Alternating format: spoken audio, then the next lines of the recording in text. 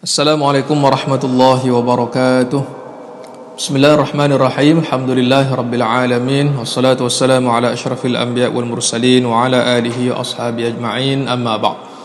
Bertemu kita dalam satu rancangan yang telah diatur, disusun oleh pihak pengurusan pentadbir Sekolah Menengah Kebangsaan Agama Johor Bahru dan juga dengan kerjasama pihak IBG, Tuan Kuasa. Kita doakan mudah-mudahan kalangan kita semua Allah Subhanahu wa taala kurniakan kesihatan, kebaikan, dikurniakan kita keberkatan sepanjang Ramadan, dimasukkan kita dalam kalangan hamba-hambanya yang terbaik. Amin ya rabbal alamin. Hadirin sekalian, kita kongsikan pada hari ini berkaitan dengan nuzulul Quran, atau diterjemahkan dengan meraihkan kemuliaan hari penurunan Al-Quran dari Allah Subhanahu wa taala. Dalam Al-Quran surah Al-Baqarah ayat 185, Allah Subhanahu wa taala berfirman, ba'da a'udzubillahi minasyaitonir rajim, syahrul ramadhan alladzi unzila fihi al-Qur'an hudan lin-nasi wa bayyinatin minal huda wal furqan ila akhir ayah. Sadaqallahul azim. Allah nyatakan bulan Ramadan ialah bulan yang diturunkan Al-Quran padanya, dan Quran sebagai petunjuk bagi manusia, dan Al-Quran juga satu alat, satu wasilah untuk nak menerangkan ataupun nak menyatakan perbezaan antara hak dan juga batil. Dalam tafsir, para ulama menyatakan ayat 185 surah Al-Baqarah ini bukan sekadar mengingatkan kita tentang Ramadan merupakan bulan turunnya Al-Quran, tetapi Ramadan juga merupakan bulan untuk kita mengingati fungsi Al-Quran. Kita telah masuk pada separuh yang kedua Ramadan bagi tahun 1442 Hijrah ini, dan sewajarnya bagi kita yang Allah telah rezekikan berapa puluh kali jumpa dengan Ramadan, sewajarnya kita menghayati ayat ini dalam keadaan yang terbaik. Ramadan hanya sekali disebut dalam Al-Quran, tidak ada lagi bulan-bulan yang lain yang disebut dalam Quran melainkan Ramadan, dan dengan jumlah yang sekali disebut ini Allah gandingkan perkataan Ramadan dengan Al-Quran. Dan dua fungsi Al-Quran yang Allah nyatakan dalam ayat ini, pertama hudal linnas, petunjuk bagi manusia. Manusia ni kita semualah yang dapat ilmu, yang dapat segala maklumat dari Al-Quran. Yang kedua, Allah nyatakan wa bayyinatin minal huda wal furqan, petunjuk, penjelasan. Manusia yang menghadapi segala kesulitan, ada masalah, semua dirujuk dengan Al-Quran. Jadi Ramadan yang sedang kita lalui sekarang ini sudah tentu satu bulan yang kita merasakan keberkatannya dengan Al-Quran. Para ulama bila menceritakan hal ini berdasarkan ayat 185 surah Al-Baqarah, mereka menyatakan nak melihat sejauh mana kualiti puasa kita di sisi Allah Subhanahu wa taala, sila semak kualiti Al-Quran kita sepanjang Ramadan.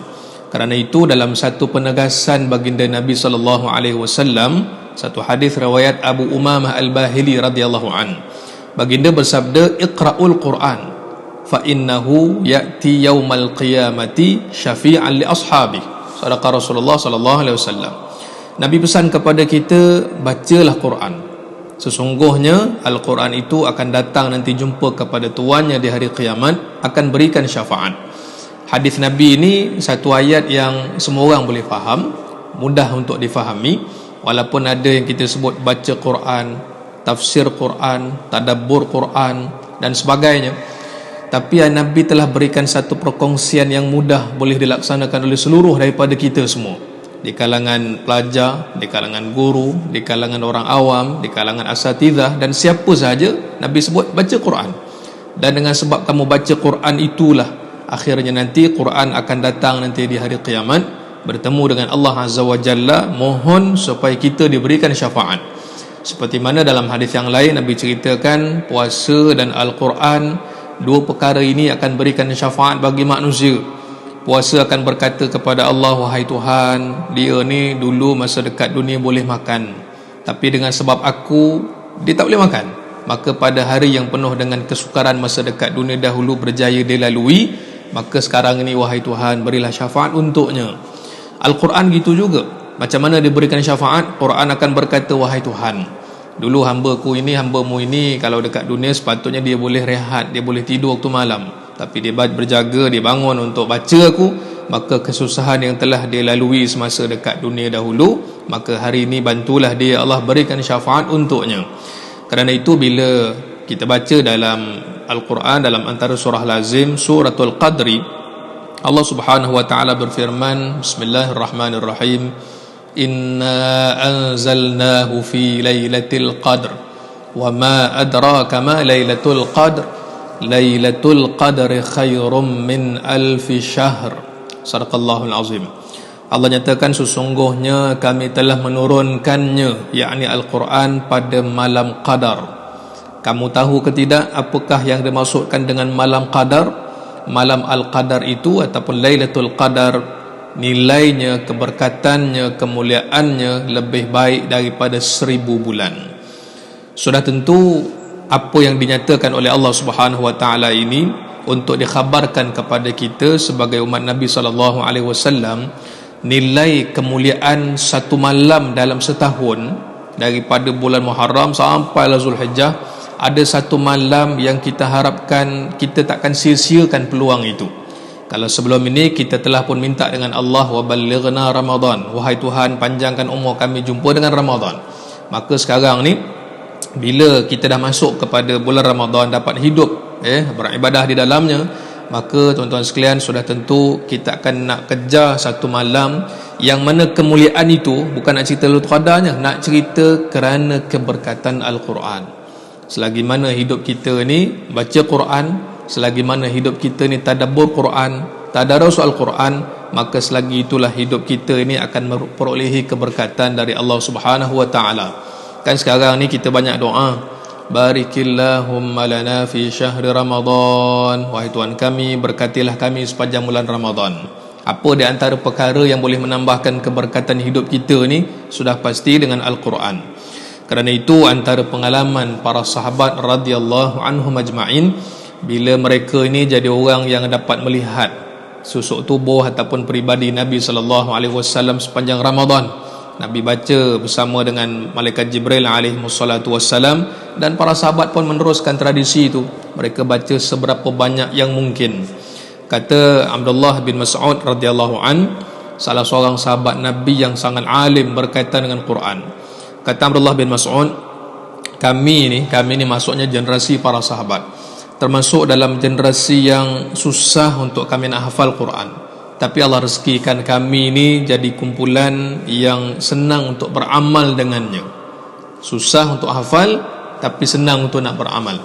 Sedangkan kata Abdullah bin Mas'ud lagi, kamu akan jumpa nanti generasi akan datang, mereka ini Allah rezekikan senang hafal Quran, sangat senang hafal Quran, berapa ramai hafiz dan seumpamanya, tetapi cabaran mereka bagaimana nak beramal dengan isi kandungan Al-Quran.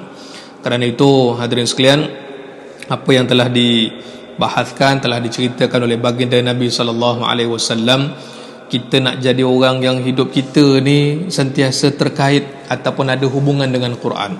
Pelajar-pelajar SMKA khususnya kan, namanya pun Sekolah Menengah Kebangsaan Agama.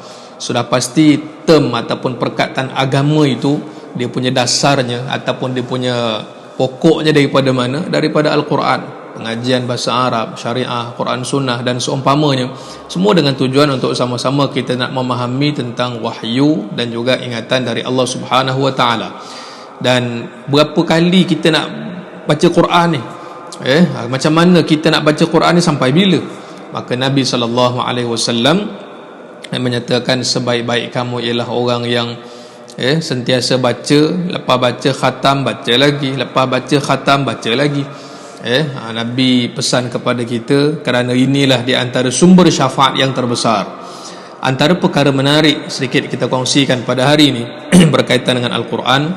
Anas ibn Malik radhiyallahu an menyatakan, setiap kali aku baca Al-Quran dan aku sampai kepada penutupnya, yakni khatam Al-Quran, nescaya aku akan duduk bersama dengan isteri aku, anak-anak aku seluruhnya, kerana di antara doa yang makbul ialah doa yang dibaca ketika khatam Al-Quran. Begitu juga sahabat yang lain, Abu Sa'id Al-Khudri radhiyallahu an. Sahabat-sahabat ni mereka keluarkan kenyataan yang sama. Mereka kata apa? Di samping doa selepas solat fardu, doa selepas khatam Al-Quran merupakan doa yang Allah buka luas untuk menerima segala permohonan dan hajat-hajat kita semua.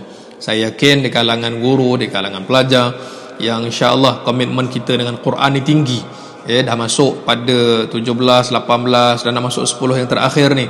Sebahagian daripada kita mungkin dah khatam, sebahagian daripada kita mungkin sikit lagi. Jadi jangan lupa kita khatam Quran yang merupakan saat-saat doa yang dimustajabkan oleh Allah Subhanahu wa taala. Mudah-mudahan walaupun dengan segala macam cabaran yang kita jumpa pada tahun ini, cabaran tahun lepas kita berada di rumah kerana lockdown, cabaran kali ini mungkin dengan masih ada berlaku lagi penyebaran penyakit dan seumpamanya, SMKA sendiri terlibat dengan PKPD. Tetapi tuan-tuan sekalian, yang dikawal itu mungkin fizikalnya saja, tapi hati kita, jiwa kita tetap dalam keadaan yang bebas untuk kita beribadah sebanyak mungkin. Mudah-mudahan Allah rahmati kita semua, masukkan kita dalam kumpulan orang-orang yang dapat konsisten dan beramal dengan apa yang kita faham. Tuan-tuan dan puan rahmati Allah sekalian, dalam Al-Quran Allah Subhanahu wa taala telah meletakkan beberapa nama tentang Al-Quran ini. Kadang Allah gunakan perkataan Al-Kitab, diperkenalkan kepada kita Quran ni apa? Zalikal kitabu la raiba fihi hudal lil muttaqin. Allah nyatakan itulah Al-Kitab, Al-Quran yang tidak ada keraguan padanya. Al-Quran yang tidak ada keraguan padanya, petunjuk bagi orang-orang yang bertakwa. Syaratnya Allah kata apa? Alladzina yu'minuna bil ghaib. Sebelum diceritakan dengan panjang lebar sebanyak 30 juzuk dalam Quran, sebanyak 114 surah itu, Allah nyatakan syaratnya mereka ni kena beriman. Mereka beriman dengan perkara-perkara yang ghaib, termasuk macam mana banyaknya pahala kita baca Al-Quran. Baginda Nabi SAW menceritakan Allah beri pahala berkaitan dengan Quran ini bukan satu ayat, bukan satu kalimah dan seumpamanya, tapi Allah berikan pahala pembaca Al-Quran itu setiap hurufnya. Alif, Lam, Mim. Alif Allah berikan kamu 10 pahala, Lam 10, Mim 10. Kita baru baca je Yasin, Ya 10 pahala, Sin 10 pahala. Dekat mana lagi kita lihat medan ataupun ruang pahala yang semudah itu? Hanya dengan kita buka mushaf. Belum lagi kita cerita baca setengah muka, baca setengah juzuk, baca satu juzuk. Sudah pasti peluang-peluang seperti ini mudah untuk kita nak dapat rahmat dari Allah Subhanahu wa taala. Nabi SAW pernah ceritakan, laisa ahadum minkum yunjihi amaluh. Tak ada seorang pun dalam kalangan kamu ni yang terselamat dengan amalannya. Qalu wala anta ya Rasulullah. Sahabat kata, ya Rasulullah, adakah termasuk kamu juga takkan terselamat dengan amalan kamu sendiri? Nabi jawab, wala ana. Ya, termasuk aku. Tapi Nabi berikan penjelasan, illa an yataghammadani Allahu minhu bimaghfiratin wa rahmah. Melainkan aku terselamat, kamu juga terselamat kerana apa? Kerana mendapat ihsan, rahmat dan simpati dari Allah Subhanahu wa taala. Maka dengan rahmat Allah itulah, dengan simpati itulah kamu mendapat keampunan, kamu dapat rahmat. Bukankah dengan bacaan Al-Quran ini kita dapat perkara yang sama? Sebab tu kita minta doa kita, Allahumma arhamna bil Quran. Wahai Tuhan, rahmatilah kami dengan Al-Quran. Ujung lagi doanya tu, warzuqna tilawatahu. Wahai Tuhan, rezekikan kami untuk bacanya. Jadi rezeki bukan sekadar berapa banyak makanan kita boleh makan ketika berbuka, bukan berapa banyak air, jenis air boleh kita minum, tapi dalam hidup kita sepanjang Ramadan ini, lagi banyak kita dapat baca Al-Quran, itulah rezeki kita yang Allah berikan. Semakin banyak kita baca Quran, semakin banyak rupanya rezeki yang Allah kurniakan kepada kita. Mudah-mudahan kita takkan sia-siakan masa yang Allah sediakan ini, peluang di hadapan kita. Lagi banyak kita baca Al-Quran, mudah-mudahan barakah Al-Quran ini dapat kita terima nanti di hari kiamat. Puasa akan nolong kita, Quran akan nolong kita, dan insya-Allah inilah menjadi peneman kita, cahaya kita di padang mahsyar. Allah akan golongkan kita dalam kalangan hamba-hambanya yang dipakaikan mahkota dengan cahaya kemuliaan Al-Quran, dan kita semua mendapat rahmat, keampunan daripada Allah Subhanahu wa taala. Sekadar itu dahulu, mudah-mudahan kita dapat manfaat. Selamat berpuasa, mudah-mudahan Allah Subhanahu wa taala menerima segala amal kebaikan kita. Wallahu a'lam bissawab. Aqulu qawli hadza, astaghfirullahal azim li wa lakum. Assalamualaikum warahmatullahi wabarakatuh.